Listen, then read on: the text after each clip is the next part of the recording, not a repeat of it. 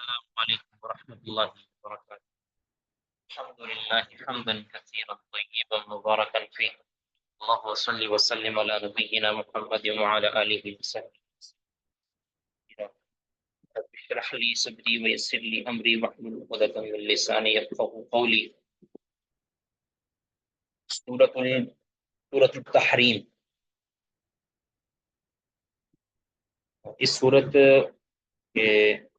جو مقصد ہے وہ یہ ہے کہ نبی صلی اللہ علیہ وسلم کی جو ابتدائی باتیں، نبی صلی اللہ علیہ وسلم کے گھر کی تربیت، آپ صلی اللہ علیہ وسلم کے بیویوں نے جو بعض سے انہوں نے آپ صلی اللہ علیہ وسلم کے متعلق پلان کیے تھے، وہ طریقہ کار درست نہیں تھا، اگرچہ ان کی نیت اچھی تھی،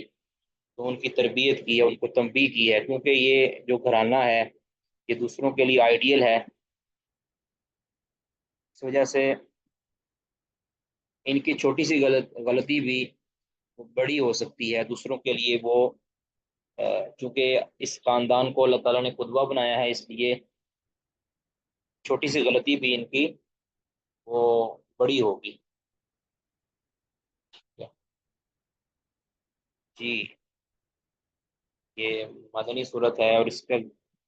کا ذکر ہم نے پچھلی صحیح بخاری والی کلاس کے اندر جو کتاب الحیل کے اندر ہم نے کچھ پڑھا بھی تھا. جی، اب کون پڑھیں گے جی اس کو؟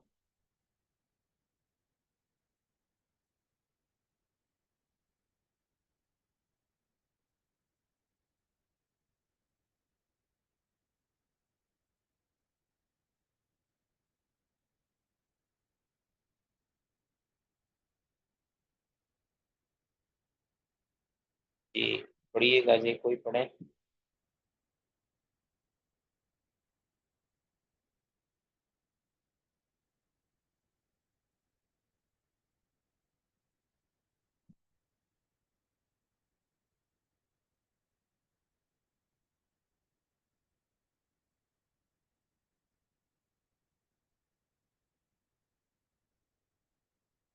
جی فرا کلیم صاحبہ پڑھیے گا.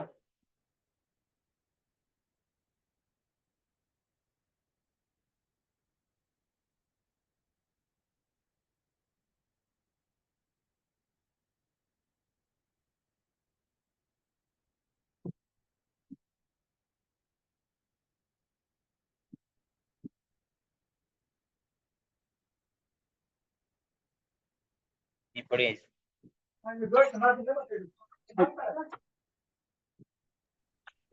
السلام علیکم ورحمۃ اللہ. وعلیکم السلام ورحمۃ اللہ. اعوذ باللہ السمیع العلیم من الشیطان الرجیم من حمزه ونفخه ونفثه. یا ایھا النبی، اے اللہ آپ کے کی نبی. آواز آپ کی کم آ رہی ہے.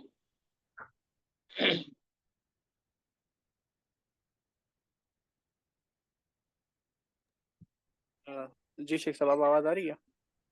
جی پڑھیے جی. یا ایھا النبی، اے نبی، لما تحرم ما احل اللہ لک، آپ کیوں اسے حرام کرتے ہیں جس کو اللہ نے آپ کے لیے حلال کر دیا ہے، یا کیوں خود کو محروم کرتے ہیں. تبتغی مرضات ازواجک، آپ اپنی ازواج کی رضا چاہتے ہوئے ایسا کرتے ہیں. واللہ غفور الرحیم، اللہ تعالیٰ بہت بخشنے والا، بہت رحم کرنے والا ہے. اچھا، لما تحرم کا معنی یہاں جو شرعی اصطلاح فقہ کی ہوتی ہے وہ مراد نہیں ہے، کہ وہ تو رسول اللہ صلی اللہ علیہ وسلم نے حرام قرار نہیں دیا تھا شہد کو. یہ شہد کے بارے میں ہے یا اس کے بارے میں جو اور تفصیل بھی آتی ہے. تو لما تحرم، لما تمنع، یعنی آپ اپنے اوپر پابندی کیوں لگاتے ہیں. ٹھیک ہے، دراصل وہ مشہور واقعہ جو پیچھے سے کتاب الحیل میں گزر چکا ہے، صحیح بخاری مسلم میں، کہ نبی صلی اللہ علیہ وسلم شہد پیتے تھے ایک زوجہ کے پاس، تو باقی دوسری ازواج نے پلان بنایا کہ نبی صلی اللہ علیہ وسلم ان کے پاس ہی زیادہ کیوں ٹھہرتے ہیں، ہمارے پاس کیوں نہیں ٹھہرتے. تو انہوں نے مغافیر کا ذکر کر دیا، اور نبی صلی اللہ علیہ وسلم نے پھر خود کہہ دیا، قسم اٹھا لی کہ اللہ کی قسم میں اب شہد نہیں پیوں گا. آپ نے حلف اٹھا لیا. تو ایک تو یہ ہے کہ آپ علیہ الصلوۃ والسلام نے اپنے اوپر خود پابندی لگا لی کہ میں شہد نہیں پیوں گا. اب نبی صلی اللہ علیہ وسلم نے اپنی بیویوں کی رضا چاہی تھی کہ بیویاں مجھ سے بو محسوس نہ کریں. بیویوں کو راضی کرنے کے لیے نبی صلی اللہ علیہ وسلم نے یہ ایسا کیا تھا. تو اللہ تعالیٰ نے فرمایا کہ جو کہ آپ صلی اللہ علیہ وسلم کا گھرانہ تو آئیڈیل ہے اور نبی صلی اللہ علیہ وسلم خود قدوہ ہیں، تو آپ اگر اپنے اوپر خود پابندی لگا لیں گے تو پھر یہ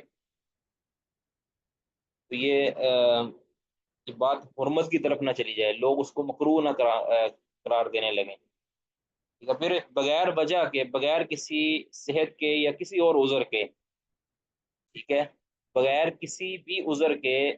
کسی حلال چیز کو ترک کرنا یہ بھی درست نہیں ہے، ٹھیک ہے؟ عذر کیا ہو سکتا ہے کہ انسان کی صحت کے موافق نہ ہو، پھر تو ہے۔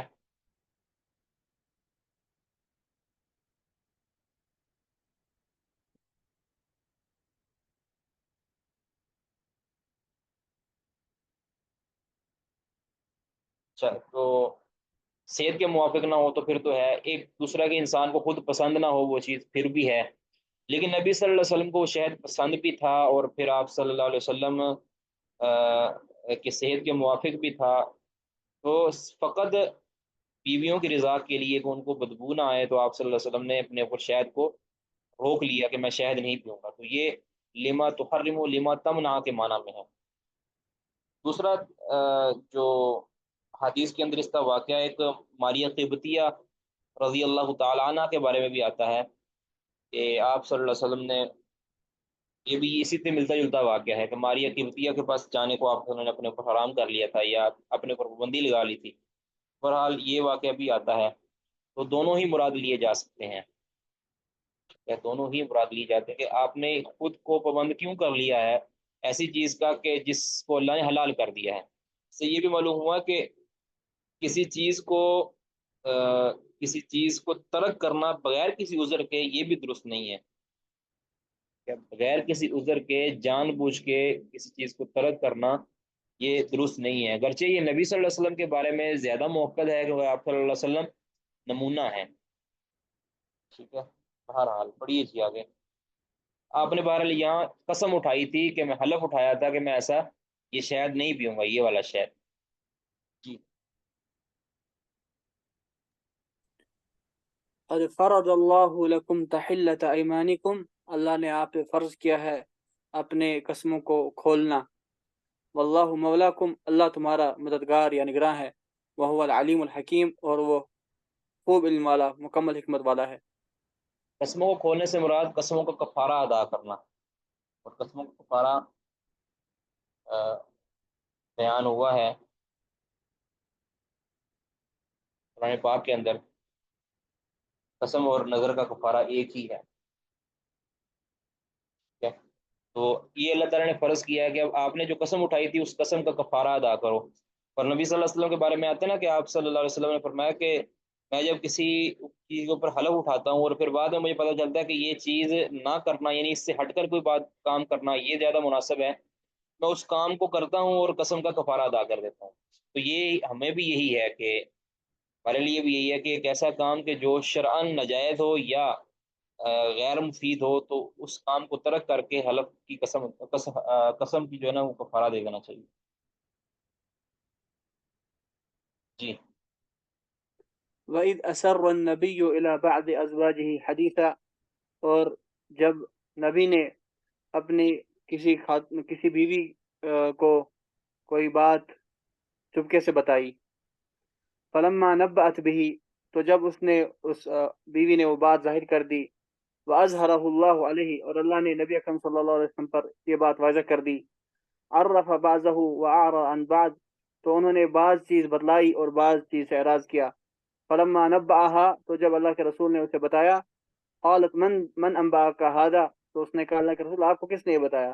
قال نبأني العلیم الخبیر، کہا کہ مجھے اللہ خوب علم والے مکمل خبر رکھنے والے نے یہ بات بتائی۔ ذرا اس کو سمجھیے گا کہ یہاں جس بیوی کا ذکر ہو رہا ہے نا وہ اس سے مراد سیدہ حفصہ رضی اللہ تعالیٰ عنہ ہے، کہ نبی صلی اللہ علیہ وسلم نے وَإِذْ أَسَرَّ النَّبِيُّ إِلَىٰ بَعْضِ أَزْوَاجِهِ سے مراد حفصہ، ان سے ایک بات کہی کہ آپ نے، یعنی جو مغافیر والی بات ہے یا یہ بات جو ہے سوری شہد نہ پینے والی بات ہے، کہا کہ تم کسی اور کو نہیں بتانا یہ بات، ٹھیک ہے، کسی اور کو نہیں بتانا، تو اب حفصہ نے یہ بات ظاہر کر دی، یعنی اپنی جو سوتن سیدہ عائشہ رضی اللہ تعالیٰ عنہ کو بتا دی، ان کو جب ظاہر کہ اللہ رب العزت نے بتا دیا کہ آپ کی بیوی حفصہ نے آپ کے اس راز کو دوسری بیوی کے پاس فاش کر دیا ہے، تو پھر نبی صلی اللہ علیہ وسلم نے ان کے پاس شکوہ کیا، عرف بعضہ، یعنی حفصہ کے سامنے کہا کہ ان کو کچھ ذکر کیا کہ آپ نے یہ باتیں میرے بارے میں کہہ دی ہیں، یا میرے اس راز کو تم نے فاش کر دیا ہے، اور بعض باتیں نہیں کہیں، یعنی آپ صلی اللہ علیہ وسلم نے کچھ باتوں کا اظہار کیا اور کچھ باتوں کا اظہار نہیں کیا۔ پھر جب نبی صلی اللہ علیہ وسلم نے یہ بتایا نا کہ تمہاری اس راز فاش کرنے کی خبر مجھے ہو گئی ہے، تو قالت من انبا کا، تو پھر حفصہ رضی اللہ تعالیٰ عنہ کہنے لگی کہ آپ کو یہ بات کس نے بتائی ہے؟ انہوں نے تو یہ سوچا تھا کہ یہ بات لازمی طور پر سیدہ عائشہ رضی اللہ تعالیٰ نے بتا دی ہوگی میری طرف سے، میں نے ان کو بتایا ہے۔ تو لیکن نبی صلی اللہ علیہ وسلم نے فرمایا کہ نہیں، مجھے عائشہ نے نہیں بتایا، بلکہ نبانی العلیم الخبیر، مجھے اللہ بڑا علم والے اور بڑے خبردار نے بتایا ہے۔ تو یاد رکھیں یہ ازواج کا یہ جو معاملہ ہوا تھا، اللہ رب العزت نے ان کو معاف کر دیا تھا، ان کو ایسا نہیں کرنا چاہیے تھا۔ تو کیونکہ وہ ایک آئیڈیل گھرانہ تھا، اور آئیڈیل گھرانے کے اندر اس طرح کی چیزیں مناسب نہیں تھیں، اور پھر خود نبی صلی اللہ علیہ وسلم کے ساتھ ایسا کرنا بالکل بھی مناسب نہ تھا، اسی لیے اللہ تعالیٰ نے ہمیں سخت تنبیہ کی ہے۔ اور سورت حجرات کہہ دیا، سورت احزاب کے اندر اللہ تعالیٰ نے فرمایا نا کہ تم عام عورتوں کی طرح نہیں ہو، ٹھیک ہے؟ پڑھیے گا جی قرآن کی آیت کو، پڑھیں گے کوئی؟ دیکھو میں پڑھتا ہوں۔ يا نساء النبي لستن كأحد من النساء ہاں جی، ان اتقیتن، فلا تخضعن بالقول فيطمع الذي في قلبه مرض. ہاں جی، کہ اے نبی کی بیویو تم عام عورتوں کی طرح نہیں ہو، اگر تم تقوی اختیار کرو اور اللہ تعالیٰ سے ڈرو، تمہارے لیے اللہ تعالیٰ نے دوہرا اجر رکھا ہوا ہے، اور اگر تم گناہ کرو گی اور تجربی اختیار کرو گی،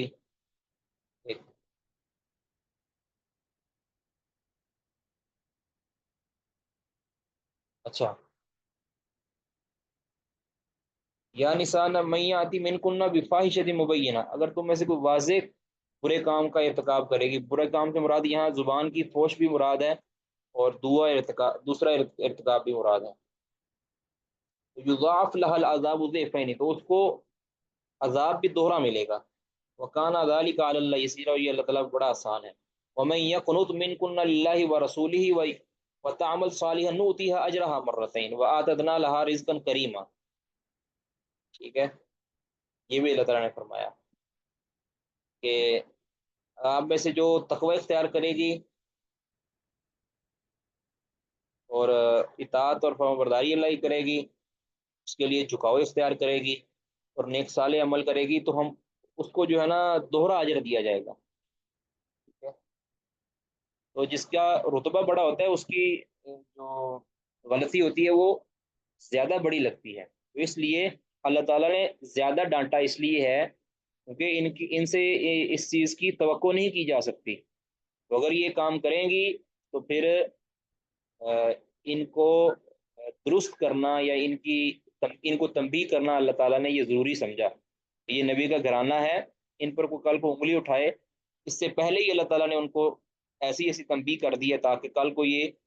اس چیز کا ارتکاب نہ کرے اور اسی پر رک جائیں، اس سے پیچھے ہٹ جائیں، ٹھیک ہے؟ ان آیات کو بنیاد بنا کر ازواج مطہرات پر تبرہ آزمائی کرنا یہ بہت ہی بڑی خطا ہے، بہت بڑی خطا ہے۔ اللہ تعالیٰ نے تنبیہ کی ہے، اور انہوں نے کوئی ایسا کام نہیں کیا تھا کہ جو کفر کا باعث ہو، ان سے غلطی ہوئی، اللہ تعالیٰ نے تنبیہ کر دی، انہوں نے اپنی غلطی کو سدھار لیا، ٹھیک ہے جی۔ اور ان آیات کی بنیاد پر کسی صحابی نے کسی ازواج مطہرات میں سے کسی کو، سیدہ عائشہ کو یا سیدہ حفصہ کو رضی اللہ تعالیٰ عنہما کو کبھی نہیں کوسا، اور نہ ہی صحابہ کے بعد کسی امام محدث نے ان آیات کی بنیاد پر کسی بھی نبی صلی اللہ علیہ وسلم کی بیوی کو کوسا ہے، ٹھیک ہے جی۔ ان تتوبا، ان تتوبا، اگر تم دو توبہ کرو اللہ اللہ کی طرف، فقد صغت قلوبکما، تو تحقیقاً تمہارے دل مائل ہو چکے ہیں، یعنی خیر کی طرف، توبہ کی طرف، वइन तज़ाहरा अलैहि, और अगर तुम इसके खिलाफ आपस में चालें चलो, फ़इन्नल्लाह हुवा मौलाहु, तो बेशक अल्लाह उसका मददगार है, व जिब्रील, और जिब्रील भी, और वसालिहुल मुमिनीन, वल मलाइकतु बअद ज़ालिका ज़हीर, और उसके बाद बाकी मलाइका भी इसकी मददगार हैं। तो इसको जरा समझें, इन ततूबा इलल्लाहि फ़क़द सगत कुलूबुकुमा। जो जमहूर मुफस्सिरीन हैं वो तो यही कहते हैं कि यहाँ पे जो सगत कुलूबुकुमा का मतलब ये है कि तुम्हारे जो दिल हैं वो दुरुस्त राह से, दुरुस्त बात से हट चुके हैं। यानी ये इनको, इनकी तंबीह की जा रही है अज़वाज को। अगर तुम तौबा कर लो अल्लाह की तरफ तो ये तुम्हारे लिए बेहतर है, यानी खैरुल लकुम इन ततूबा इलल्लाहि। अगर यहाँ माज़ूफ है कि तुम्हारे लिए बेहतर है, क्यों? क्योंकि फ़कत सगत कुलूबुकुमा, क्योंकि तुम्हारे दिल हक से यानी सही बात से माइल हो चुके हैं। यानी नबी सल्लल्लाहु अलैहि वसल्लम को जो तुमने तंग किया है, ये इससे तुम एक गलत चीज़ का इर्तिकाब कर बैठे हो। तो इसको जो है वो मीलान से ताबीर किया है कुरान पाक। एक तो ये माना, दूसरा ये माना ये भी किया गया है कि तुम्हारे लिए ज़रूरी है कि तुम तौबा कर लो, क्योंकि तुम्हारे दिल उस चीज़ की मोहब्बत की तरफ, उस चीज़ को पसंद करने की तरफ माइल हो चुके हैं कि जिसको रसूलुल्लाह सल्लल्लाहु अलैहि वसल्लम नापसंद करते हैं। ठीक है।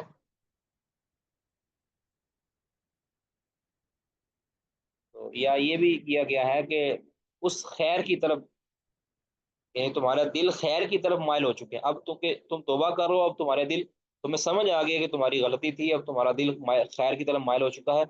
बहरहाल जो जमहूर मुफस्सिरीन ने जो माना इसका किया है वो यही है, तो सियाक भी यही बताता है। और इस यहाँ लेकिन ये बात जहन में रहे कि सगत कुलूबुकुमा का मतलब ये हरगिज़ नहीं है कि वो शायद नाउज़ बिल्ला कुल्ली तौर पर हक से मुनहरिफ हो चुके हैं इनके दिल, या ये नाउज़ बिल्ला इसमें कुफर आ चुका है। अगर ये माना लिया जाए तो फिर तो अज़वाज मुतहरात को अक़द में रखना नबी सल्लल्लाहु अलैहि वसल्लम के लिए जायज़ ही नहीं था। लेकिन नबी सल्लल्लाहु अलैहि वसल्लम ने अक़द में भी रखा, और उन्होंने अज़वाज मुतहरात ने सारी ज़िंदगी आपकी सोहबत में भी गुजारी है। और नबी सल्लल्लाहु अलैहि वसल्लम के अज़वाज सहाबा में से किसी ने भी इनके ऊपर ये इल्ज़ाम नहीं लगाया कि ये इनके दिल वो हक से कुल्ली तौर पर माइल हो चुके थे। ठीक है। वहीं तज़ाहरा अलैहि, ये अगर ये आप सल्लल्लाहु अलैहि वसल्लम के खिलाफ, यानी आपके बारे में अगर ये एक दूसरे की मदद भी करते हैं, एक दूसरे की, यानी दोनों, यानी सईदा आयशा और सईदा हफ्सा, क्योंकि मुस्लिम की रिवायत के मुताबिक इन दोनों, इस आयत के अंदर जो है ना, अब्दुल्लाह बिन अब्बास से फरमाते हैं कि मैं हमेशा हरीस रहा कि मैं ये जानूं कि यहाँ इन ततूबा इसकत कुलूबुकुमा से मुराद कौन है। कहते हैं मैं सैयदना उमर रज़ी अल्लाह तआला से एक जगह पे फिर मुलाकात हुई हज के दौरान। मैंने उनसे पूछा कि मैं आप, यानी बड़े बहाने से पूछा कि डर भी रहे थे कि कहीं कोई, कहते हैं मैंने पूछा कि आप ये बताइएगा कि यहाँ कुलूबुकुमा और ये तज़ाहरा, इन दो अज़वाज से मुराद कौन है। सैयदना उमर ने फरमाया कि अब्दुल्ला बिन अब्बास, ये भी नहीं पता आपको? यहाँ से तो मुराद हफ्सा और आयशा रज़ी अल्लाह अन्हुमा है। तो बहरहाल अल्लाह ताला ने खूब तंबीह की है, वहीं तज़ाहरा अलैहि। तो अगर ये यानी तौबा ना करें और एक दूसरे की फिर भी मदद करते रहें, नबी सल्लल्लाहु अलैहि वसल्लम के खिलाफ प्लान करते रहें, तो याद रखो कि फ़इन्न अल्लाह हुवा मौलाहु। तो ये अगर एक दूसरे की मदद कर रही हैं, एक दूसरे के साथ ताउन कर रही हैं, तो याद रखें कि अल्लाह भी नबी सल्लल्लाहु अलैहि वसल्लम का मददगार और वाली है। इस तरह जबरील आप सल्लल्लाहु अलैहि वसल्लम के मददगार हैं, और खियारुल मोमिनीन जो बेहतरीन मोमिन हैं वो भी आप सल्लल्लाहु अलैहि वसल्लम के मददगार हैं और आपके दोस्त हैं। और अल्लाह की मदद के बाद फिर ज़ाहिर है कि फरिश्तों की मदद भी आप सल्लल्लाहु अलैहि वसल्लम को हासिल है। तो ये तंबीह की है कि ये मत समझो कि तुम एक दूसरे की मदद करके नबी सल्लल्लाहु अलैहि वसल्लम को तंग करोगी और फिर अल्लाह रब्बुल इज़्ज़त नबी की मदद नहीं करेगा। जिस तरह अल्लाह ने पहले मदद की है ना, कि तुम्हारे प्लान को अल्लाह ताला ने नबी सल्लल्लाहु अलैहि वसल्लम को इफ़शा कर दिया है कि ऐ नबी, आपकी बीवियां खुद आपकी राज को फाश कर रही थी, तो आप सल्लल्लाहु अलैहि वसल्लम ने जो फिर खबरदार भी किया कि अल्लाह रब्बुल ने मुझे बता दिया है। तो बाद लोग यहाँ वईद असर नबी इला बादी अज़वाजिही हदीसा, इससे मुराद कहते हैं कि ये नबी सल्लल्लाहु अलैहि वसल्लम ने खिलाफत की बात बताई थी। طرح کے شیعوں کی تفسیر غالباً تفسیر امی کے اندر یا رجال کشی کے اندر یا کسی اس طرح کی کتاب کے اندر ہے کہ وحیدہ سر نبی کہ جب حفصہ کو بتایا تھا کہ ابو بکر خلیفہ بننے والے ہیں، تو یہ کہا تھا کہ تم نے کسی کو بتانا نہیں، تو انہوں نے عائشہ رضی اللہ تعالیٰ عنہ کو بتا دی۔ شیعوں کی کتاب کے اندر بھی یہ حوالہ موجود ہے، شیعوں کی کتاب میں ہی یہ حوالہ موجود ہے، پر کبھی اس کی حقیقت کوئی نہیں ہے۔ جی عسى ربه، امید ہے کہ اس کا رب ان طلقكن ان يبدله ازواجا خيرا منكن، کہ اگر یہ تمہیں طلاق دے تو امید ہے کہ اس کا رب اسے تمہارے بدلے میں بہترین بیویاں دے گا، تم سے بہتر، مسلمات جو مسلمان ہوں گی، مومنات ہوں گی، مومنات قانتات فرما بردار ہوں گی، تائبات توبہ کرنے والیاں ہوں گی، عابدات عبادت کرنے والیاں ہوں گی، سائحات، سب سائحات مراد روزہ رکھنے روزے والی، دار روزے دار، والیاں ہوں گی، طیبات و ابکارا، شادی شدہ اور غیر شادی شدہ، یعنی شوہر دیدہ اور غیر شوہر دیدہ۔ شور دیتا اور کمواریاں۔ تو یہ آپ نے فرمایا گیا کہ ان طلق کنہ، اگر نبی صلی اللہ علیہ وسلم تمہیں طلاق دے دیں، یہ ازواج کو اللہ نے خطاب کیا ہے، ساری ازواج کو۔ اب اگر تم یہ مت سمجھو کہ اللہ تعالیٰ تم سے بہتر نبی کو دے نہیں سکتا، اللہ تعالیٰ تو کچھ بھی کر سکتا ہے، تو تم نبی صلی اللہ علیہ وسلم کے خاندان والیاں ہو، تمہاری ذمہ داری بڑی ہے، تم آئیڈیل ہو، اس لیے تم نبی صلی اللہ علیہ وسلم کو تنگ نہیں کرو، اور آپ صلی اللہ علیہ وسلم کے ساتھ اچھی طریقے کے ساتھ رہو، آپ کے متعلق پلاننگ نہ بناؤ، اور اپنے گرچہ تمہارا نظریہ اچھا ہو، تمہاری سوچ اچھی ہو، لیکن جس چیز سے بھی نبی صلی اللہ علیہ وسلم کو تنگی ہوتی ہو، وہ کام تم نبی صلی اللہ علیہ وسلم کے لیے نہ کرو۔ تو اگر تمہیں نبی صلی اللہ علیہ وسلم طلاق دے دے تو یہ مت سمجھو کہ ہم سے اچھا کوئی آئے گا نہیں، اس طرح کہ ہر بیوی کا ہوتا ہے نا، ہر بیوی کا یہ ذہن ہوتا ہے کہ مجھ سے اچھا تمہیں کوئی نہیں ملے گا،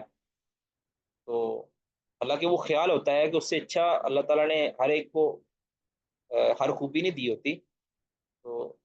فرمایا کہ اگر تمہیں اللہ کے نبی طلاق دے بھی دیں نا، تو یہ قریب ہے، بہت قریب ہے کہ اللہ تعالیٰ تمہاری جگہ پہ تم سے بہتر لے آئے، جو مسلمان بھی ہوں گی، مومنات بھی ہوں گی، قانتات، یہ ساری ان کے اندر خوبیاں ہوں گی۔ اب جب نبی صلی اللہ علیہ وسلم نے ان کو طلاق نہیں دی، تو اس کا مطلب ہے کہ اس سے بہتر نبی صلی اللہ علیہ وسلم کی بیویاں نہیں ہوئی، اور پھر اللہ تعالیٰ نے نہ صرف دنیا کے اندر ان کو اپنی بیویاں بنا کے رکھا، بلکہ نبی صلی اللہ علیہ وسلم کی بیویاں ان کو آخرت کے اندر بھی رکھا۔ تو اس کا مطلب ہے کہ اللہ تعالیٰ نے اس سے بہتر نبی صلی اللہ علیہ وسلم کی لیے بیویاں پسند نہیں تھیں، ٹھیک ہے، اس سے بہتر نبی صلی اللہ علیہ وسلم کے لیے پسند نہیں کی۔ اور اس سے یہ بھی ثابت ہوتا ہے کہ ازواج کو یعنی نبی صلی اللہ علیہ وسلم کے عقد کے اندر کسی بھی عورت کو لے کر آنا، یہ اللہ رب العزت کا انتخاب ہوتا ہے،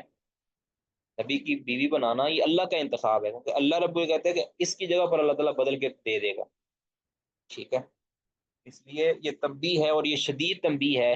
کہ ان کی ذمہ داری بڑی ہے۔ جب ذمہ داری بڑی ہو، اس کے اندر اگر کہیں بھی سرزنش کی ضرورت پڑے تو اللہ تعالیٰ پھر سرزنش بھی کرتا ہے، ٹھیک ہے، تو اس کو صرف اور صرف تنبیہ سمجھنا چاہیے، اس کو اس سے، کیونکہ نبی، دیکھیں اللہ رب العزت تو نبی کو بھی ڈانٹ سکتا ہے نا،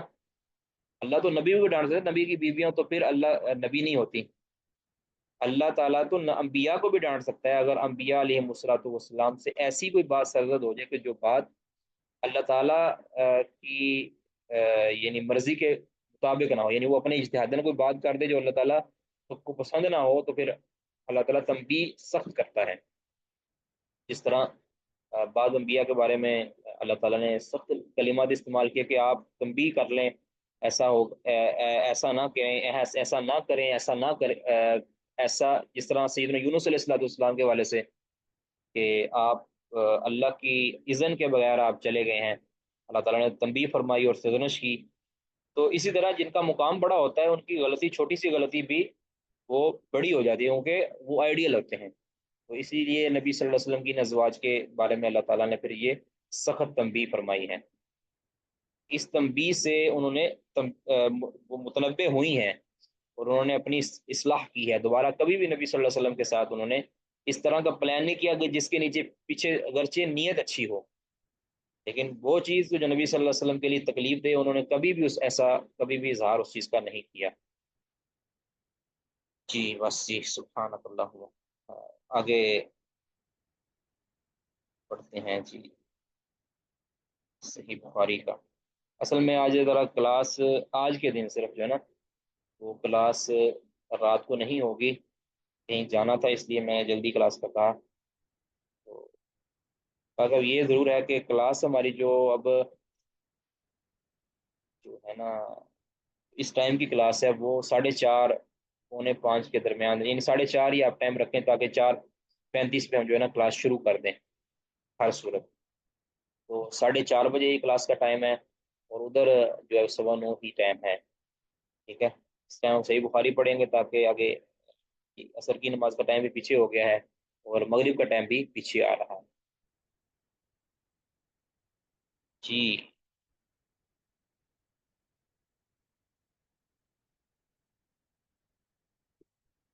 کسی کا کوئی سوال ہے تو کر سکتے ہیں جی۔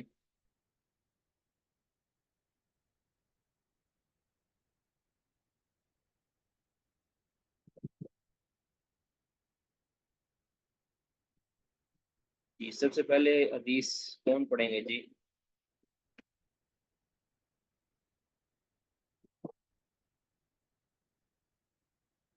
اخبار الاحاد سے 7253 نمبر حدیث کون پڑھیں گے جی؟ السلام علیکم ورحمۃ اللہ وبرکاتہ۔ وعلیکم السلام ورحمۃ اللہ وبرکاتہ۔ قال حدثني يحيى بن قزعة قال حدثني مالك عن إسحاق بن عبد الله بن أبي طلحة عن أنس بن مالك قال كنت أسقي أبا طلحة الأنصاري وأبا عبيدة بن الجراح وأبي بن كعب شرابا من فضيح وهو تمر۔ انس بن مالک رضی اللہ تعالیٰ عنہ سے روایت ہے، کہتے ہیں کہ میں ابو طلحہ انصاری، ابو عبیدہ بن جراح اور ابی بن کعب کو فضیح سے یعنی شراب پہلاتا تھا، وہ تمر، اور وہ کھجور سے، کھجور کی شراب پلایا کرتا۔ کھجور کی شراب، فضیح کا مطلب ہے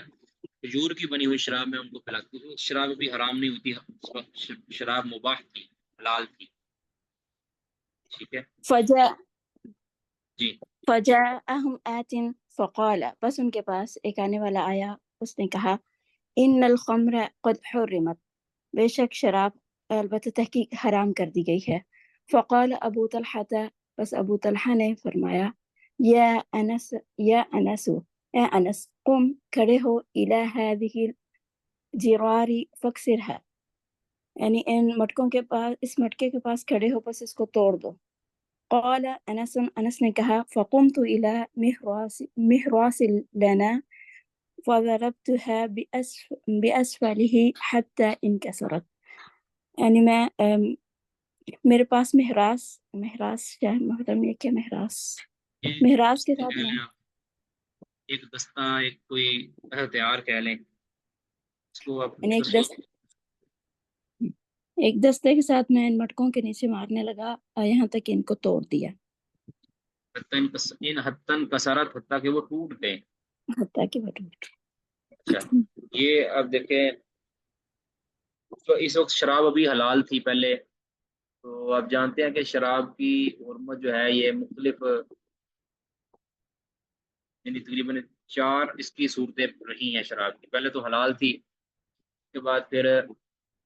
اس کی کراہت نازل ہوئی، یہ کوئی اچھی چیز نہیں ہے لیکن حرام نہیں کی گئی۔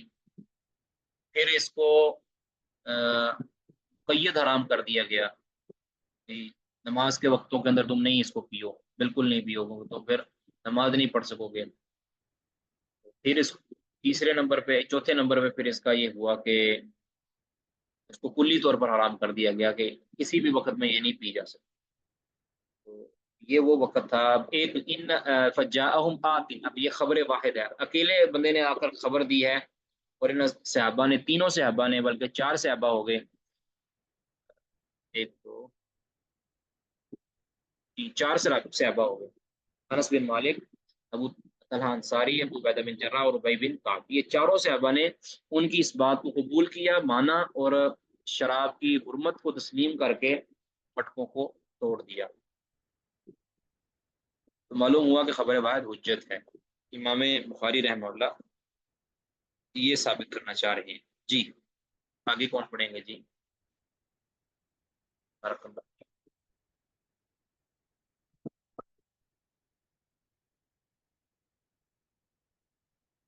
اگلی روایت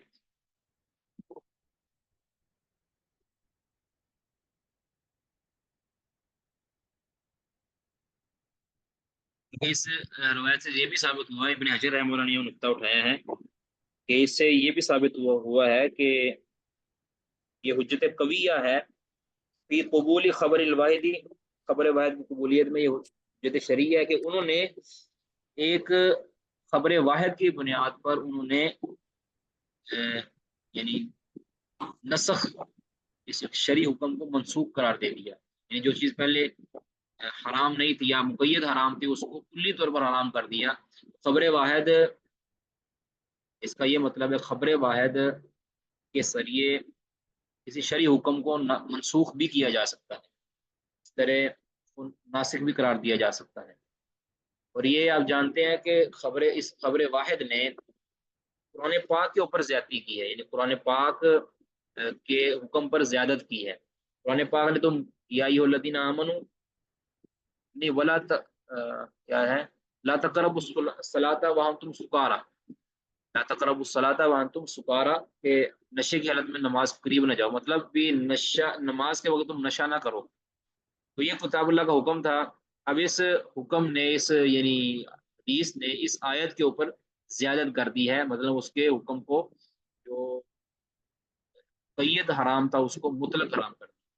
جی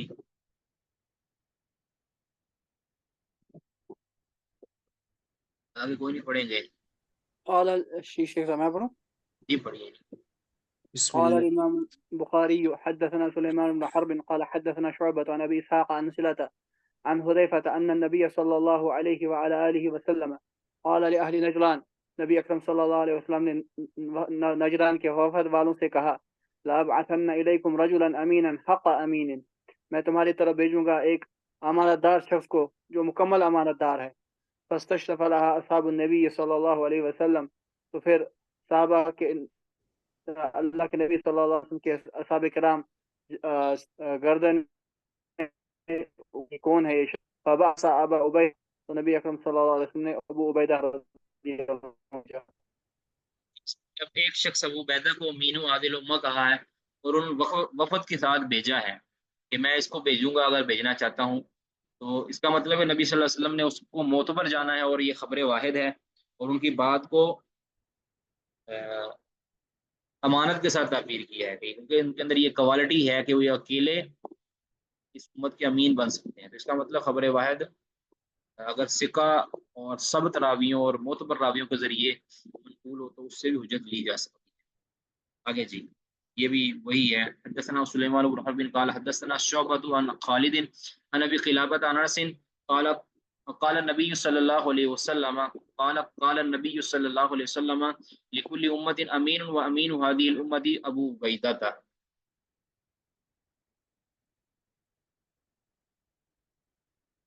یہاں امام بخاری رحمہ اللہ نے اب بالکل وہی سند ہے، بالکل سیم ٹو سیم سند ہے، صرف الفاظ کا فائدہ دیا امام بخاری رحمہ اللہ نے، ٹھیک ہے۔ سند بالکل وہی نہیں ہے، نہیں، یہ شعبہ ابو اسحاق کی مطابق کی ہے خالد الحزان نے، اور آگے ابو خلافہ، یہ دونوں کا سند اور متن دونوں کا فائدہ دیا ہے۔ جی آگے کون پڑھیں گے جی؟ بات واضح ہے نا جی؟ کسی کا کوئی سوال ہے تو کر سکتے ہیں اس بارے میں۔ شیخ محترم، جی جی شیخ صاحب یہ خبر واحد صحیح سے علم یقینی حاصل ہوتا ہے، اور شیخ صاحب کیا حسن درجے میں بھی ہم یہی کہیں گے کہ اس سے بھی علم یقینی حاصل ہوتا ہے یا اس سے غلبہ ظن حاصل ہوتا ہے؟ علم یقینی ہی حاصل ہوتا ہے، جو خبر ہے جو ہم نے پوری تحقیق کرنے کے بعد جو صحیح خبر ہے یا حسن ہے، یعنی جو بھی مقبول ہے، یعنی جو شرعی حجت بننے کے قابل ہے، اس سے ظن حاصل نہیں ہوتا بلکہ وہ یقین ہی کے معنی میں ہے۔ باقی یہ ضرور ہے، میں نے پہلے عرض کیا تھا کہ ایک وہ روایت کہ جس کو روایت کرنے والے 10 افراد ہیں، اور ایک وہ روایت جس کو روایت کرنے والا ایک ہی فرد ہے، ان کی قوت کے اندر تو یقیناً فرق ہے۔ جس طرح ایک راوی کہ جس کو ثقہ ثبت راوی بیان کریں، ایک روایت جس کو ثقہ ثبت راوی بیان کریں، امام راوی بیان کرے، اور ایک وہ ہے کہ جس کو ہلکے درجے کا راوی بیان کرے، تو ان کی قوت کے اندر تو فرق ہے، لیکن اس سے یہ مشکوک قرار نہیں پاتی۔ یعنی وہ مشکوک اس معنی میں مشکوک کہ اس سے شاید ثابت شدہ مسئلہ وہ صحیح ہو یا غلط ہو، ایسا نہیں ہے۔ جب وہ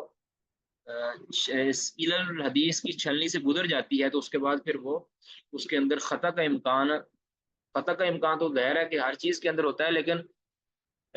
ہم اس کو اس بنیاد پر مشکوک قرار نہیں دے سکتے کہ اس سے ہو سکتا ہے خطا ہو گئی۔ خطا تو ہو سکتی ہے، وہ تو ثقہ راوی سے سب راوی سے سب خطا ہو سکتی ہے، چہ جائے کہ مقبول الروایہ راوی سے خطا ہو۔ جی جی شیخ صاحب، یہ امام نووی غالباً رحمہ اللہ نے اجماع نقل کیا ہے کہ خبر واحد جو ہے وہ ظن غالب کا افادہ دیتی ہے، اور اس سے اگرچہ ایجاب عمل ہوتا ہے لیکن یقین حاصل نہیں ہوتا، تو وہ اس پہ اجماع کا دعویٰ کرتے ہیں، اس کو ہم کیسے سمجھیں؟ دیکھیں، ان کے اجماع، وہ اجماع یاد رکھیں، جو بعض علماء ہیں نا، جو کسی مکتبہ فکر سے تعلق رکھتے ہیں، یہ اس کو فرق کرنا ضروری ہے۔ حافظ نووی رحمہ اللہ یا اسی طرح اور کون تھے، یعنی حناف میں بھی بہت سے ایسے ہیں، یہ تو شافی ہے نا حافظ نووی رحمہ اللہ، یہ جب اجماع کی بات کرتے ہیں نا، بسا اوقات، بس ہر وقت نہیں، جب بسا اوقات ہوتا ہے کہ وہ اپنے فقہائے شافعیہ کے اجماع کی بات کرتے ہیں، ٹھیک ہے، نمبر ایک۔ اگر بالفرض وہ سارے کے سارے کے اجماع کی بات بھی کرتے ہیں تو چونکہ اجماع کی نقیض آ چکی ہے، اس کے برخلاف سکہ محدثین یہ فائدہ دے رہے ہیں، سکہ محدثین یہ ذکر کر رہے ہیں کہ خبر واحد سے بھی، جو سکہ کی خبر واحد ہے، اس سے بھی یقین کا فائدہ ملتا ہے، اس سے بھی علم حاصل ہوتا ہے، یعنی اس سے علم کا مطلب علم یقینی علم حاصل ہوتا ہے۔ تو جب وہ یعنی تو ثابت یہ ہوگا کہ حافظ نبی رحمہ اللہ نے جو یہ بات کہی ہے، اس سے ان کے اجماع کا جو دعویٰ ہے وہ باطل قرار پاتا ہے، یا انہوں نے جو اجماع کا دعویٰ کیا ہے وہ اپنے علم کی حد تک کیا ہے، ٹھیک ہے۔ عام طور پہ جو ہے نا، اس طرح کے جو کسی مکتبہ فکر کی طرف منسوب ہیں یا کسی فقہی مذہب کی طرف منسوب ہیں، وہ اپنے اصحاب کے اجماع کا دعویٰ کرتے ہیں۔ اس طرح ابن ترکمانی ہے یا دیگر جو احناف ہیں، وہ جب اجماع کا دعویٰ کرتے ہیں، یا آپ خود صاحب ہدایہ کو دیکھ لیں، وہ جب اجماع کہتے ہیں تو ان سے مراد ان کے اپنے فقہائے شافیہ مراد، فقہائے حنفیہ مراد ہوتے ہیں، یا ائمہ حنفیہ مراد ہوتے ہیں۔ تو یہ بھی کبھی کبھی ہوتا ہے۔ باقی جو حافظ نبی رحمہ اللہ نے جو جہاں پہ یہ دعویٰ کیا ہے، وہ مجھے ذرا اسکرین شاٹ بھی اس کا بھیجیے گا تاکہ میں اس کو سیاق و سباق سے بھی دیکھ سکوں۔ جی شیخ صاحب، انشاءاللہ۔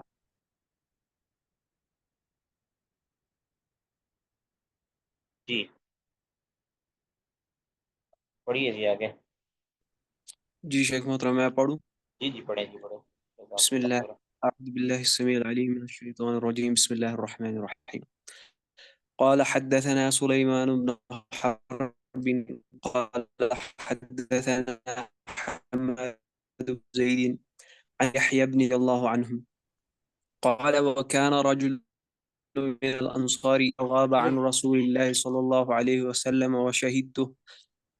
سیدنا عمر رضی اللہ عنہ کہتے ہیں کہ انصار میں سے کوئی شخص تھا، جب وہ نبی صلی اللہ علیہ وسلم سے غیر حاضر ہوتے اور میں حاضر ہوتا، یعنی میں نبی صلی اللہ علیہ وسلم کے پاس ہوتا، اتیتہ بما یکون من رسول اللہ صلی اللہ علیہ وسلم، پھر میں اس شخص کے پاس وہ خبر لیتا جو نبی صلی اللہ علیہ اصل میں یہ سیدنا عمر رضی اللہ تعالیٰ عنہ نے نا ایک وقت کے بعد مدینہ سے تھوڑے دور گھر لے لیا تھا، کہ وہاں رہائش اختیار کی ہوئی تھی، تو اب روزانہ نبی صلی اللہ علیہ وسلم کی خدمت میں حاضر ہونا اس وقت ان کے لیے ممکن نہیں تھا، ٹھیک ہے، کام کاج بھی تھا اور کاروبار بھی تھا، تو انہوں نے پھر نا اپنے پڑوسی کے ساتھ باری مقرر کر لی تھی کہ ایک دن تم جانا نبی صلی اللہ علیہ وسلم کی خدمت کے اندر وقت گزارنا، اور جو نیا کوئی حکم یا نہیں کوئی شریعت کے بارے میں کوئی آرڈر آیا ہوگا یا کوئی نہیں وہی آئی ہوگی وہ لا کے لے آنا اور اس کو محفوظ کر کے مجھے بھی آگے شیئر کر دینا، اور اگلے دن میں جایا کروں گا اور جو اس دن کی ساری حال احوال ہوں گے، جو کوئی نبی صلی اللہ علیہ وسلم کی طرف سے تعلیمات ہوں گی وہ میں اس کو یاد کر کے تمہیں آ کے بتا دیا۔ انہوں نے اپنے میں باری مقرر کی تھی، یعنی اس سے یہ ثابت ہوتا ہے کہ اگر کوئی شخص، اس سے ویسے ایک اور بات بتاؤں آپ کو، اس سے یہ بھی ثابت ہوتا ہے کہ اگر کوئی شخص لائیو کلاس نہیں لے پاتا تو وہ ریکارڈنگ بھی سن سکتا ہے، ٹھیک ہے نا؟ یہ ریکارڈنگ ہی ہے نا، کسی ساتھی کو بھیج کے، اس کی یہ لیٹسٹ صورت ہے نا یہ۔ اچھا، تو سیدنا عمر رضی اللہ عنہ کہتے تھے بھی بجائے اس کے کہ میں بالکل ہی محروم ہو جاؤں، یعنی دونوں طرف میں توازن برقرار نہ رکھ سکوں، تو یہ کیا کرتے تھے کہ انہوں نے اپنے ساتھی کے ساتھ باری مقرر کر لی تھی کہ ایک دن آپ ایک دن میں، ایک دن آپ ایک دن میں، دونوں ایک دوسرے کو آ کے مطلع کر دیتے ہیں۔ اس سے یہ بھی ہے کہ کوئی اگر ایک طالب علم وہ، یعنی دو طالب علم اگر چاہیں نا کہ ایک ہی وقت کے اندر کہیں دروس ہو رہے ہوں یا ایک ہی وقت کے اندر کہیں علماء کی مجالس ہیں، تو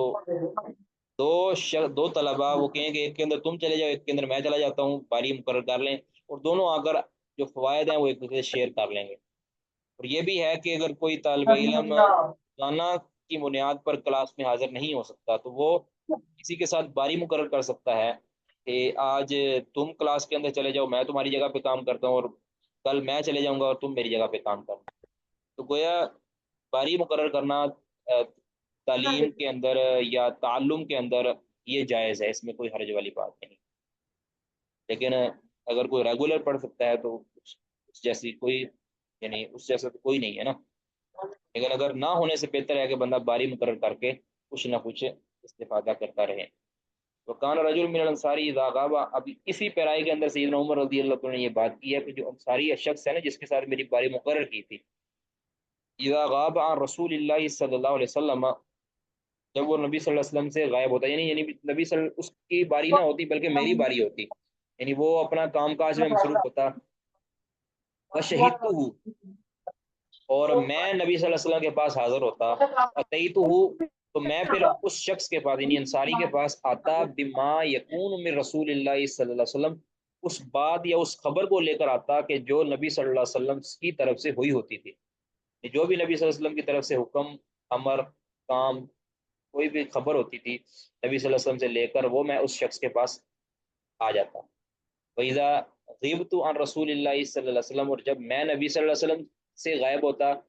تو وہ شہیدہ، اور وہ حاضر ہوتا نبی صلی اللہ علیہ وسلم کے پاس، تو اتانی بما یکون من رسول اللہ صلی اللہ علیہ وسلم، اور وہ میرے پاس وہ خبر لے کر آتا جو نبی صلی اللہ علیہ وسلم سے اسے معلوم ہوتی۔ تو اب یہ بھی حجت ہے، خبر واحد کی حجیت پر دلیل ہے کہ اکیلا شخص یعنی آ کر وہ خبر دینا اور عمر رضی اللہ عنہ کو اس کو قبول کرنا، پھر عمر کا خبر دینا اور ان کا قبول کرنا، یہ اس چیز کی دلیل ہے کہ خبر واحد سے اگر ثقہ ہو خبر واحد کو بیان کرنے والا تو اس سے شرعی حجت ثابت ہوتی ہے۔ واضح جی اس کا؟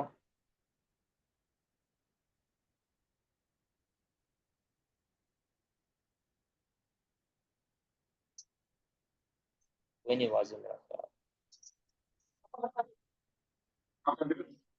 جی عارف صاحب آگے پڑھیے گا، جی اگلی حدیث پڑھیے گا آپ۔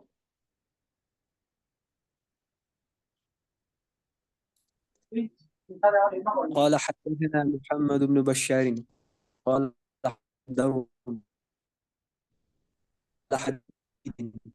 عن سعد بن عبيدة عن أبي عبد الرحمن عن علي رضي الله عنه أن النبي صلى الله عليه وسلم بعث جيش وسلم.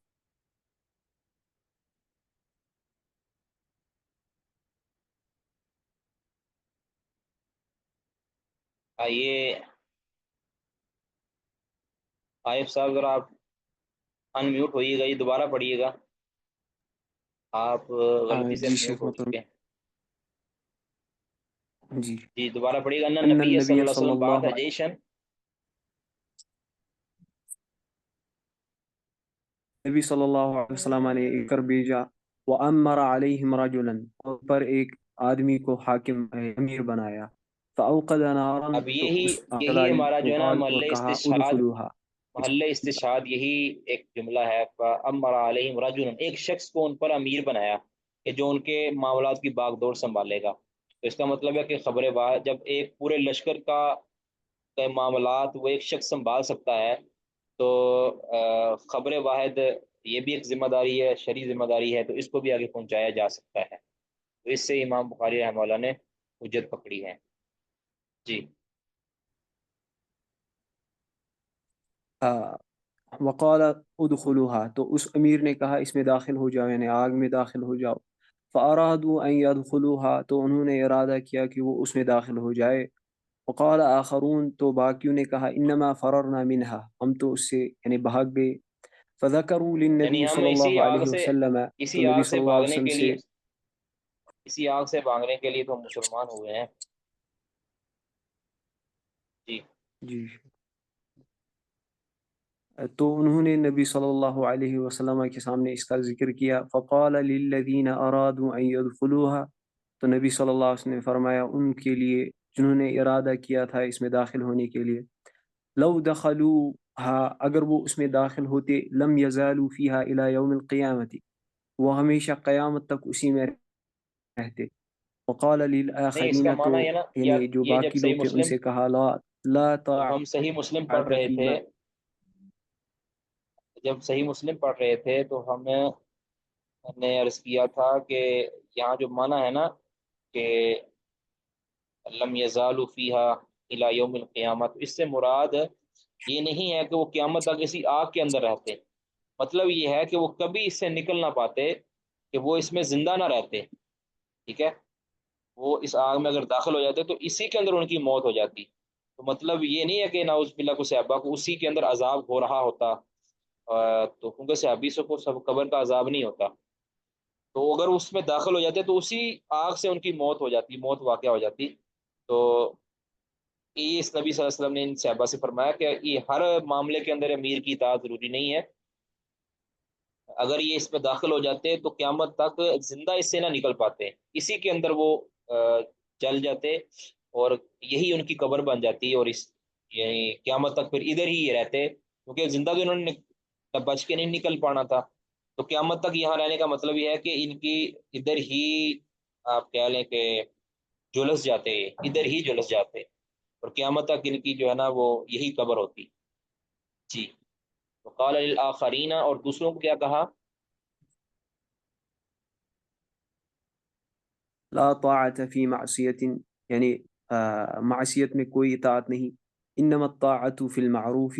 اطاعت تو صرف معروف میں ہے۔ نیک اچھے کاموں میں اطاعت ہے، باقی کاموں میں، گناہ کے کاموں میں اطاعت نہیں ہے۔ تو ایک منٹ،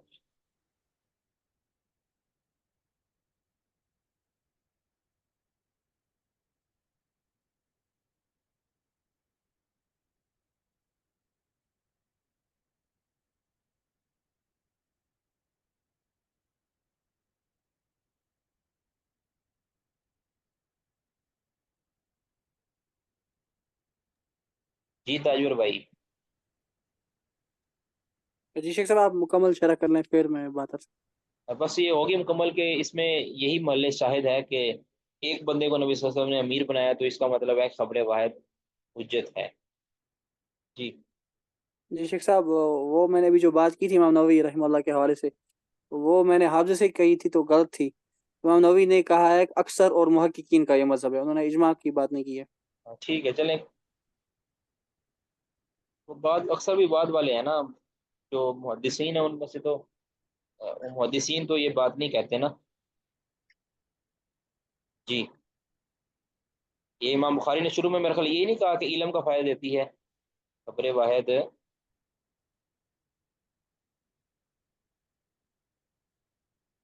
نہیں ادھر نہیں کہا انہوں نے، وہ ابن حجر رحمہ اللہ وغیرہ نے لکھا میرا خیال، شاید بعض کا قول۔ بہرحال آگے بڑھیے جی، یہ رہ گئی ہیں ہمارے پاس۔ حدثنا زہیر بن حرب قال حدثنا یعقوب بن ابراہیم قال حدثنا ابی عن صالح عن ابن شہاب ان عبید اللہ بن عبد اللہ اخبرہ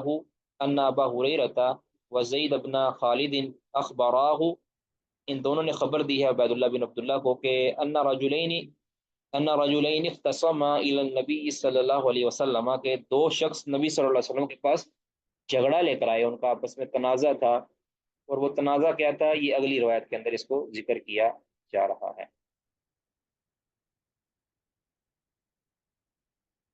جی یہ کون پڑھیں گے؟ جی شیخ محترم میں پڑھ لوں؟ جی جی کیوں نہیں، بسم اللہ الرحمن قال حدثنا ابو الیمان عبید اللہ بن عبد اللہ بن ان ابا ہریرہ قال، حضرت ابو ہریرہ رضی اللہ تعالیٰ عنہ فرماتے ہیں بینما نحن للہ صلی اللہ علیہ وآلہ وسلم، ایک مرتبہ ہم رسول اللہ صلی اللہ علیہ وآلہ وسلم کے پاس تھے، اذ قام رجل من الاعراب، ایک دیہاتی شخص کھڑا ہوا،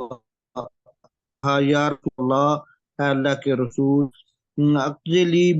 بکتاب اللہ، اللہ کی کتاب سے میرے لیے فیصلہ کر دیجیے۔ فقام خصمہ، تو اس کا مد مقابل جو آدمی تھا وہ کھڑا ہوا، فقال، اس نے کہا صدق یا رسول اللہ، اے اللہ کے رسول یہ صحیح کہہ رہا ہے، سچ کہہ رہا ہے، اقضی لہ بکتاب اللہ وأذن لی، اقضی لہ بکتاب اللہ وأذن لی، آپ اس کا فیصلہ اللہ کی کتاب سے کر دیجئے اور مجھے بھی اجازت دیجئے۔ فقال لہ النبی صلی اللہ علیہ وآلہ وسلم قل، دوبارہ یہ پڑھیے گا، اقضی لہو بکتاب اللہ، آگے وأذن لی، وَأْذَن لِي، یہ وأذن لی، وَأْذَن لِي، وأذن لی، اور مجھے بھی اجازت دیجئے کہ میں کچھ یعنی کہوں۔ مجھے بھی کچھ کہنے کی اجازت دیجیے کہ میں بھی کچھ گزارش کرنا چاہتا ہوں۔ جی فقال لہ النبی صلی اللہ علیہ وآلہ وسلم، تو نبی کریم صلی اللہ علیہ وآلہ وسلم نے اس کو کہا قل، آپ کہو، آپ بات کرو۔ فقال، تو اس نے کہا انبنی کان آصفا علی ھذا، میرا بیٹا اس کے پاس آصفاً، آصفا علی ھذا، میرا بیٹا اس کے پاس ملازم ہے، ملازم تھا۔ والاسیف الاجیر، اجرت پر ملازم تھا۔ نہیں، اسیف کا مطلب اجیر ہے، یعنی اسیف کا معنی بیان کیا جا رہا ہے نا یہاں، یہ نعم نعم اس فزنا کو کہتے ہیں یہ استدراج ہے، یہ ادراج ہے، یہ استدراج نہیں، یہ ادراج ہے، راوی یہ معنی بیان کر رہے ہیں۔ نعم فزنا بامرأتہ، تو اس نے اس کی بیوی کے ساتھ بدکاری کر لی۔ فاخبرونی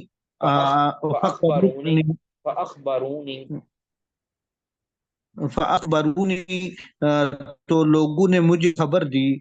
ان ابنی رجمہ، کہ میرے بیٹے پر رجم ہے۔ فافتدیت منہ بمئۃ من الغنم وولیدۃ، تو میں نے اس کو فدیے میں دی 100 بکریاں اور ایک لونڈی۔ ثم پھر رجم کے بدلے میں ان کو کیا دے دیا، کہ جس سے کہتے ہیں نا کہ جس کی بیوی کے ساتھ بدکاری ہوئی تھی اس کی بیوی، اس شخص کی بیوی کو میں نے یہ 100 بکریاں اور ایک لونڈی جو ہے نا وہ دے دی کہ میرے بچے کے سے رجم جو ہے نا یہ ہٹا دی جائے۔ جی ثم سألت اہل العلم، تو پھر میں نے اہل علم سے سوال کیا اس بارے میں۔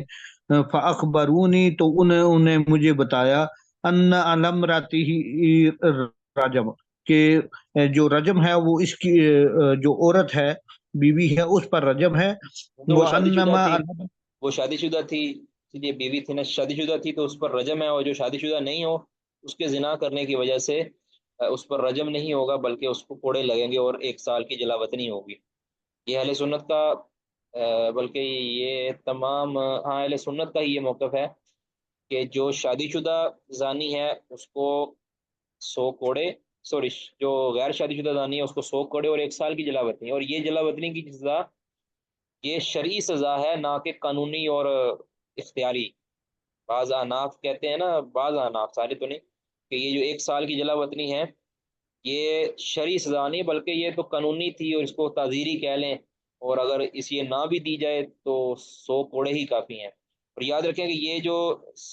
تغریب و عام ہے یہ مرد اور عورت دونوں کے لیے ہے۔ اب عورت کو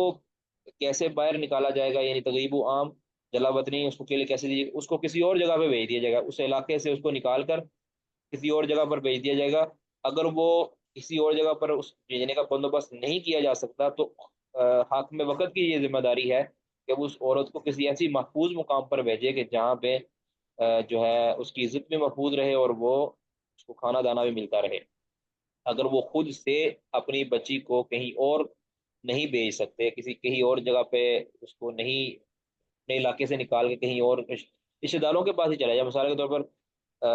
کسی کی اگر اللہ محفوظ رکھے سرگودا کے اندر کسی کا ہوا ہے ایسا، تو وہ اپنی بچی کو اس علاقے سے نکال کے مثال کے طور پر اپنے رشتے داروں کے پاس لاہور بھیج دے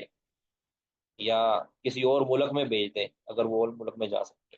یہ 1 سال کی جلا وطنی یہ شرعی سزا ہے، یہ کوئی قانونی یا یہ اختیاری یا تعزیری سزا نہیں ہے کہ جس کو حاکم وقت اپنی مرضی سے بدل سکتا ہے، ایسا نہیں ہے۔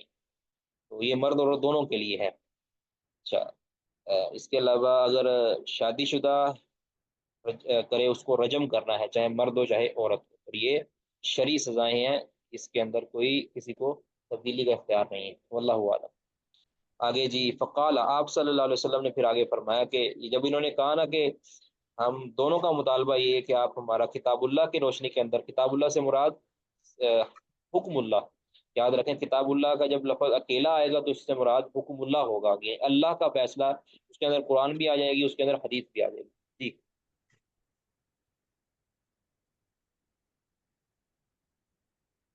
فقال والذي نفسي بيده لأقضين بينكما بكتاب الله اس ذات کی قسم جس کے ہاتھ میں میری جان ہے، میں آپ کا فیصلہ کتاب اللہ سے کروں گا۔ اما الولیدۃ، جو لونڈی ہے، والغنم، اور جو بکریاں ہیں، فردوہا، تو تم اس کو واپس لوٹا دو۔ وَأَمَّا ابْنُ کا، اور رہا تمہارا بیٹا، فَعَلَيْهِ جَلْدُ مِئَةٍ، اور اس پر 100 کوڑے ہیں، وَتَغْرِيبُ عَامٍ، اور 1 سال کے جلاوطنی ہیں۔ وَأَمَّا أَنْتَ یا اُنَیس، اور اے اُنیس تم اس طرح کرو، لِرَجُلٍ مِّنْ أَسْلَمَ، وہ اُنیس جو ہے وہ اسلم قبیلے سے تعلق رکھتے یعنی تھے۔ اسلم قبیلے کے ایک شخص سے نبی صلی اللہ علیہ وسلم نے کیا فرمایا؟ یہ فرمایا کہ فغدو، فَغْدُو، تم فَغْدُو الامرأتی ہذا، تم اس عورت کے پاس کل جاؤ، یعنی اس مرد کی بیوی کے پاس جاؤ، اس مرد کی بیوی کے پاس تم جاؤ، ان کے پاس حاضر ہو، اور وہاں جا کے کیا کہو،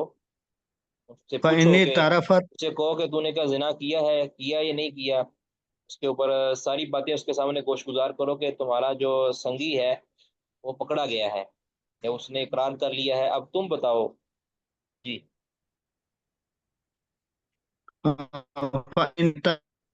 وہ اعتراف فرجو، تو اس کو رجم کر دو۔ فغدا،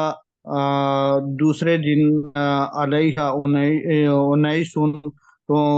انیس جو ہے وہ اس کے پاس گئے، فاعترفت، تو اس نے اعتراف کر لیے، فرجمہا، تو پس انہوں نے اس کو رجم کر دیا۔ یعنی رجم کروا دیا پہلے یا کر دیا، خود کر دیا۔ تو اب یہ امام بخاری رحمہ اللہ کا جو محل استشہاد ہے وہ یہ ہے کہ اغدو یا انیس، ٹھیک ہے، یعنی انیس اکیلے شخص کو بھیجا ہے اس کتاب اللہ کے فیصلے کو نافذ کرنے کے لیے، اکیلے کو بھیجا ہے، اور یہ خبر واحد کی حجیت کی دلیل۔ واضح جی؟ یہاں پہ کوئی جدید کو ضرورت نہیں ہے میرے خیال بات کرنے کی۔ بہرحال یہ امام بخاری رحمہ اللہ نے ایک باب قائم کر کے اس کے تحت کوئی 14 حدیث لے کر آئے ہیں، اس سے یہ ثابت کیا ہے کہ احکام شریعہ کے اندر یہ حدیث دلیل ہے کہ احکام شریعہ کے اندر جو خبر واحد ہے وہ حجت ہوتی ہے، کیونکہ یہ حکم تھا کہ جا کر تم نے پوچھنا ہے، اگر وہ اعتراف کر لے، اب دیکھیں نا اس کے اعتراف پر تھا نا، اگر اعتراف کر لیتی ہے تو اس کو رجم کرنا تھا۔ اب اس نے اعتراف کیا ہے کس بنیاد پر؟ کہ انیس نے کہا ہے کہ اس نے اعتراف کر لیا، اب انیس نے کہا اعتراف کر لیا اور اس کے اوپر رجم کرنے کا نبی صلی اللہ علیہ وسلم نے، آپ نے اس کے اوپر بھروسہ کیا انیس کے اوپر، تو یہ دلیل ہے کہ خبر واحد حجت ہے اگر بیان کرنے والا ثقہ ہو، معتبر ہو۔ کسی کا کوئی سوال جی؟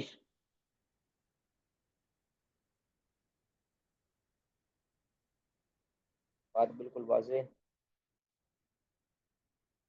نہیں، واضح ہے۔ شیخ محترم یہ جو بعض کہتے ہیں کہ یہ خبر واحد کی قبولیت میں شرائط کا اضافہ کرتے ہیں کہ وہ معمول بھی ہو، یا اسی طرح سے غیر فقیہ صحابی سے روایت نہ ہو، یا اس طرح کی باتیں کرتے ہیں، تو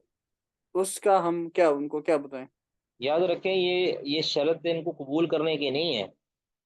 یہ دھوکہ ہے کہ یہ خبر واحد کو قبول کرنے کی یہ شرط نہیں ہے، خبر واحد کو رد کرنے کی یہ شرط ہے۔ کس طرح وہ اپنے مذہب کو بچانے کے لیے مختلف طرح کے ہیلے بہانے، مختلف طرح کے ایسی قاعدے لگاتے ہیں کہ جو قاعدے محدثین کے ہاں جانی ہی نہیں جاتی۔ یہ محض اپنے مذہب کو بچانے کے لیے ان روایات کو رد کرنا مقصود ہے۔ جب ان کی مذہب کے موافق آتی ہے نا روایت، تو پھر وہ جھوٹی بے سند روایت کو بھی لے لیتے ہیں، لیکن جب مذہب کے خلاف آتی ہے تو پھر اس طرح کی غیر معتبر اور غیر مسلمہ شرائط عائد کرتے ہیں خبر واحد کو رد کرنے کے لیے۔ تو غیر فقیہ یہ تو یعنی کہہ لیں کہ ما فوق العقل کہہ لیں آپ، یہ باتیں ہیں کہ جس کی قطعاً بالکل بھی گنجائش نہیں ہے۔ تو ہم انشاءاللہ جب آگے پڑھیں گے نا تو یہ ساتھ ساتھ بتاتے رہیں گے کہ کہاں امام بخاری نے کس کس کا رد کیا ہے، کس طرح رد کیا ہے۔ یہ جو شرائط فقی اور غیر فقی کی، یہ صحابی فقی ہو، قیاس کے خلاف نہ ہو، اس طرح اجتہاد کے خلاف نہ ہو، یہ ساری باطل شرطیں ہیں، اس کی کوئی گنجائش نہیں ہے۔ بس یہ ہے کہ جب خبر واحد صحیح سند کے ساتھ، متصل سند کے ساتھ مروی ہو تو وہ یقین، علم، ایمان کا فائدہ دیتی ہے۔ اللہ عالم۔ الباب الثانی، یہ دوسرا شیخ باب صاحب ہے شروط جی۔ یہ شیخ صاحب یہ ان کے مطلب جنہوں نے بھی ابتدا کی ان شروط کی، چاہے اہل کلام وغیرہ نے، تو یہ شیخ صاحب کب سے شروع کی ایسی باتیں کرنا، یا خبر واحد کے بارے کے رد کے بارے میں جو باتیں ہوئی؟ یہ دیکھیں امام بخاری کے دور سے ہی شروع ہو گیا تھا نا کام، جب سے فلسفے کا آغاز ہوا ہے نا یار، فلسفے کا آغاز ہو چکا تھا یہ، مطلب دوسری صدی سے ہی شروع ہو گیا فلسفے کا آغاز، دوسری صدی سے ہی فلسفے کا آغاز شروع ہو چکا تھا، لیکن اس کا شکار عام طور پہ جو اہل سنہ نہیں ہوئے تھے، بعد میں تو اہل سنہ بھی اس کا شکار ہو گئے۔ اہل سنہ سے مراد میری کہ جو اہل سنہ کے منج پر تھے، بعد میں وہ بھی فلسفے کا شکار ہو کر یعنی ایسا نہیں کہ فلسفے کا شکار ہو کر وہ فلسفیانہ باتیں کرنے لگے، وہ صحیح بات کو فلسفے کے ذریعے ثابت کرنے کی کوشش کرنے لگے، تو پھر ان کے اندر بھی یہ خرابیاں عائد ہو گئی ہے نا۔ بعض لوگ ایسے ہیں کہ جنہوں نے فلسفے کو یعنی کہہ لیں حاصل کر کے اس کی تعلیم حاصل کر کے صحیح بات کو ثابت کرنے کے لیے، فلسفیوں کو جواب دینے کے لیے انہوں نے فلسفہ سیکھا، تو پھر ان کے اندر بھی کئی خرابیاں در آئیں۔ تو اس کا آغاز بہرحال کیونکہ اہل کلام اور یہ فلسفہ جو ہے نا، اس کی طرف مائل تھے امام ابو حنیفہ رحمہ اللہ، یہ اہل کلام ہی کی طرف مائل تھے نا، تو اس ٹائم یہ دوسری صدی ہجری کے اندر یہ چیزیں پیدا ہو چکی تھی، لیکن عام نہیں تھی۔ بعد میں اس کو جو ہے نا وہ اس کے جب ماہرین پیدا ہوئے تو پھر یہ پروان چڑھنے لگا۔ اب چونکہ یاد رکھیں کہ جو خیر القرون کا دور تھا نا، اس کے اندر کسی بھی بدعت کو وہ عروج نہیں ملا کہ جو ان کو بعد میں ملا ہے۔ خیر القرون کے دور کے بعد جو عروج ملا ہے، کوئی بھی فتنہ ہو، کوئی بھی فتنہ، اس کو وہ عروج نہیں مل پایا خیر کے غالب ہونے کی وجہ سے، خیر کے غلبے کی وجہ سے ان کو وہ عروج نہیں مل پایا، لوگوں کے دلوں کے اندر ایمان کی مضبوطی کی وجہ سے، دین کی غیرت کی وجہ سے شر کو وہ موقع نہیں ملا کہ جو اس کو بعد میں موقع ملا ہے پھیلنے کا۔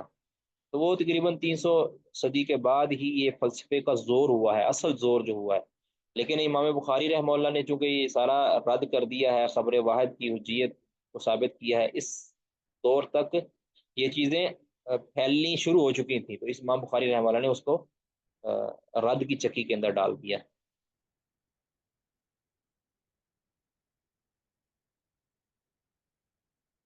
الباب الثانی، دوسرا باب ہے فی معرفت الاذان والاقامہ، اذان اور اقامت کی پہچان کے بارے میں، اس کے تعارف کے بارے میں۔ هذا الباب ينقسم ايضا الى فصلين، یہ باب بھی یعنی باب الثانی بھی دو فصلوں کی طرف منقسم ہے، الاول فی الاذان، اذان کے بارے میں، والثانی فی الاقامہ، اقامت کے بارے میں۔ الفصل الاول، پہلی فصل یعنی باب ثانی کی پہلی فصل کیا ہے؟ هذا الفصل ينحصر الكلام فيه على فی خمسة اقسام، اس میں بھی 5 قسموں پر یہ کلام اس کے متعلق ہوگی۔ الاولی صفت، یعنی اذان کی صفت، اذان کا کہ حیت کیا ہے، اذان کی کلمات کیا لیں آپ، اذان کے کلمات کس طرح ہوں گے، کس طرح کہی جائے گی اذان۔ الثانی، دوسری ہے فی حکم ہی، اس اذان کا حکم کیا ہے، فرض ہے، واجب ہے، مستحب ہے، کیا ہے۔ الثالث، تیسرا ہے فی وقت ہی، کہ کب اذان دی جائے گی۔ الرابع فی شروطی، کہ اذان کی شرائط کیا ہیں، یعنی مؤذن کی شرائط یا اذان کی شرائط، یہ کہاں کہاں کب اذان دی جائے گی، کب دی جا سکتی ہے۔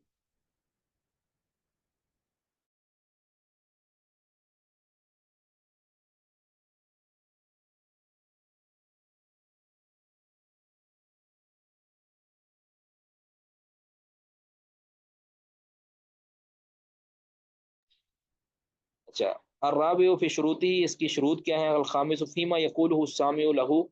اسے سننے والا کیا کہے گا، یعنی مؤذن کے اذان کا جواب دینے والا کیا جواب دے گا۔ القسم الاول من الفصل الاول من الباب الثانی، دوسرے باب کی پہلی فصل کی پہلی قسم، فی صفت الاذان، اذان کی صفت۔ اختلاف العلماء، اچھا اذان کی جو ہے نا 4 اس کی کلمات کی حیتیں 4 بیان ہوئی ہیں، ٹھیک ہے۔ ضروری نہیں ہے، یہ یاد رکھیں کہ ان کے جو چاروں کی چاریں ہیں یہ ثابت بھی ہوں۔ بہرحال ابن رشد کے مطابق 4 طریقے اذان کے جو ہے نا وہ بیان ہوئے ہیں۔ نمبر 1، اب اس پہ غور کیجیے گا کون سے کلمات کتنی تعداد میں ہیں۔ احداہا، پہلا طریقہ کیا ہے کہ تثنیۃ التکبیری فی، کہ اذان میں جو اللہ اکبر ہے وہ پہلے 2 مرتبہ کہا جائے گا، یعنی اللہ اکبر بس۔ ہم تو ویسے عام طور پہ جو رائج ہے وہ 4 بار کہتے ہیں نا، اللہ اکبر اللہ اکبر اللہ اکبر اللہ، اب ایک اس میں کیا ہے، صرف 2 مرتبہ اللہ اکبر بس، پہلا طریقے کے اندر آ رہا ہے۔ اور آگے تربیع الشہادتین، اور شہادتین کو 4 مرتبہ کہنا ہے، یعنی اشہد ان لا الہ الا اللہ، اشہد ان لا الہ الا اللہ، یہ 2 بار ہو گیا نا، ہم 2 بار کہتے تھے لیکن یہ کیا ہے 4 بار کہنا ہے شہادتین کو، 4 بار۔ وہ باقی ہی مثنیٰ، اور باقی جو آگے اذان کا رہ گیا ہے وہ یعنی 2 بار ہے، یعنی حی علی الصلاۃ حی علی الصلاۃ، جس طرح ہم کہتے ہیں۔ وہ مذہب اہل المدینہ مالک وغیرہ، یہ اہل مدینہ کا مذہب ہے، مالک اور وغیرہ کا۔ واختار المتاخرون من اصحاب مالک الترجیع، لیکن متاخرین مالکیوں نے ترجیح والی اذان کو اختیار کیا ہے۔ ترجیح والی اذان، اس کو دوہری اذان کہتے ہیں، کہ اس میں کیا ہوتا ہے، وہ کیا ہے ترجیح والی اذان کے این یثنیہ،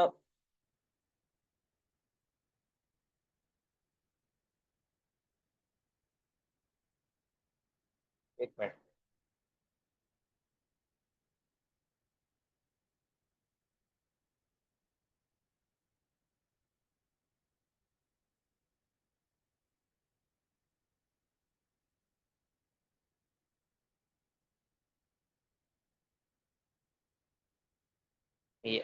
این یثنیہ الشہادتینی، کہ وہ مؤذن 2 مرتبہ کہے گا شہادتین کو، اولاً پہلے، خفیاً ذرا آہستہ آواز میں، ثم یثنیہا یا یثنیہا، پھر اس کو 2 مرتبہ پھر ان کو کہے گا مرۃ ثانیہ، دوسری مرتبہ مرفوع الصوتی، اونچی آواز میں،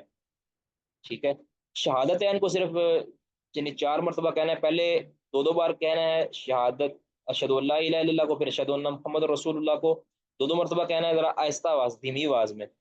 پھر دوبارہ لوٹنا ہے اشہد ان لا الہ الا اللہ کی طرف، اور ذرا اونچی آواز کے اندر پھر یہ کلمات کہنے ہیں، ذرا زیادہ آواز کے اندر۔ تو یہ ہے، یعنی اصحاب مالک نے، جو متاخرین اصحاب مالک ہیں، انہوں نے اسی کو ترجیح دی ہے۔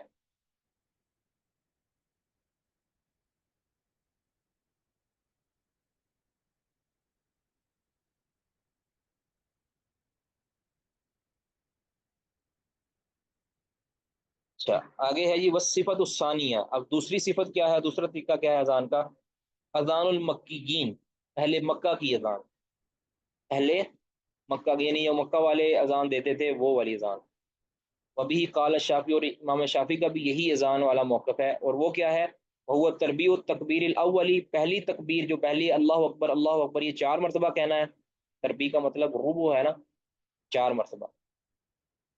تو اللہ اکبر اللہ اکبر اللہ اکبر اللہ اکبر، یہ ہو گیا 4 مرتبہ۔ آگے وہ شہادتین، اور شہادتین کو بھی 4 مرتبہ کہنا ہے، تربیع التکبیر و شہادتین کہ شہادتین کو بھی 4 مرتبہ جیسے ترجیح والی اذان میں ہوتا ہے، اور اللہ اکبر کو بھی 4 مرتبہ۔ آگے و تسنیہ تو باقی الاذان، اور باقی اذان کے کلمات کو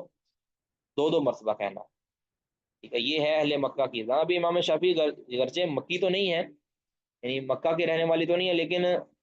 اذان انہوں نے مکہ والی اختیار کی ہے ابن رشد کے مطابق۔ والصفۃ الثالثہ، تیسری صورت کیا ہے اذان کی؟ اذان الکوفیین، اہل کوفہ والی اذان، وہ کیا ہے؟ وہ تربیع التکبیر الاولی، پہلی تکبیر پہلے اللہ اکبر جو ہے وہ 4 مرتبہ کہنا ہے، و تثنیہ تو باقی الاذان، اور باقی اذان کو 2 کلمات کے ساتھ کہنا ہے۔ ابھی قال ابو حنیفہ، اور یہی امام ابو حنیفہ رحمہ اللہ کا موقف ہے، یہ جیسے عام ہماری قاری اذان ہوتی ہے، یہ وہ طریقہ ہے۔ والصفۃ الرابعۃ، چوتھا طریقہ کیا ہے؟ اذان البصریین یا بصریین، اہل بصرہ والی اذان، وہوا، اور وہ کیا ہے؟ تربیع التکبیر الاولی، پہلی تکبیر کو 4 مرتبہ کہنا ہے، اللہ اکبر اللہ اکبر اللہ اکبر اللہ اکبر، یہ وتثلیث الشہادتین، اور شہادتین کو 3 مرتبہ کہنا ہے، اللہ اکبر، شہادتین کو 3 مرتبہ کہنا ہے، وحی علی الصلاۃ وحی علی الفلاح، ان کو بھی 3 مرتبہ کہنا ہے، یعنی شہادتین، حی علی الصلاۃ اور حی علی الفلاح کو 3 مرتبہ کہنا ہے۔ اب اس کا طریقہ کیا ہے 3 مرتبہ کہنے کا؟ سب سے پہلے یبدأ باشہد ان لا الہ الا اللہ، اشہد ان لا الہ الا اللہ سے آغاز کرے گا، 1 مرتبہ کہنا ہے پہلے، حتی یصل الی حی علی الفلاح، حتیٰ کہ وہ حی علی الفلاح تک، یعنی اشہد ان لا الہ الا اللہ، اشہد ان محمد رسول اللہ، حی علی الصلاح حی علی الفلاح، یہ ہو گیا 1 مرتبہ، یعنی پھر ثم یعید کذالک مرۃ ثانیہ، پھر اسی طرح لوٹے گا دوسری مرتبہ بھی، یعنی دوسری مرتبہ پھر شہادتین 1 مرتبہ، اور پھر حی علی الصلاح 1 مرتبہ، اور حی علی الفلاح 1 مرتبہ، یعنی ثم یعید کذالک مرۃ ثانیہ، پھر دوسری مرتبہ بھی اسی طرح لوٹائے گا، یعنی کہتے الاربع کلمات تبعا، یعنی لگاتار یہ 4 کلمات کو پھر 1 مرتبہ کہے گا۔ ثم یعیدها ثالثۃ، پھر اس کو ثم یعیدهن ثالثۃ، پھر تیسری مرتبہ بھی ان کو کلمات کو دہرائے گا۔ وبہ قال الحسن البصری وابن السیرین، اور یہی حسن بصری اور ابن سیرین نے فرمایا ہے۔ بس اتنا ہی پڑھیں گے ہم۔